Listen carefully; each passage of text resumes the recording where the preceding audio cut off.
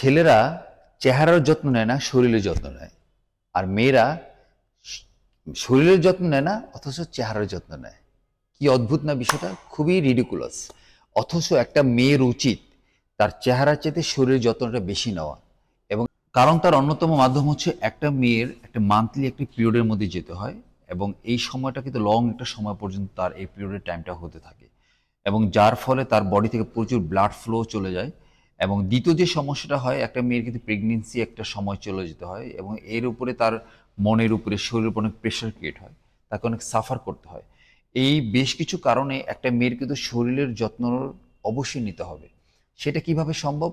সে নিয়মিত একটা সুন্দর একটা হেলদি লাইফস্টাইল ফলো করবে।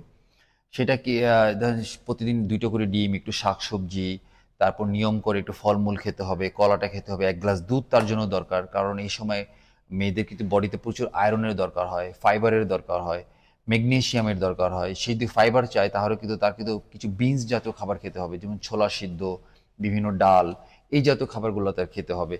মাছ, মাংসটা একটু বেশি রাখতে হবে, প্রোটিনের পরিমাণটা একটু বেশি রাখতে হবে।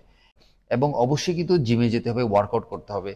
সে যদি ওয়ার্কআউট করতে নাও পারে, বাসায় কিছু ইয়োগা সেশন করতে পারে, কিছু ফ্রি হ্যান্ড ট্রেনিং করতে পারে, যার ফলে সে সুন্দর একটা জীবনযাপন সে তৈরি করতে পারে।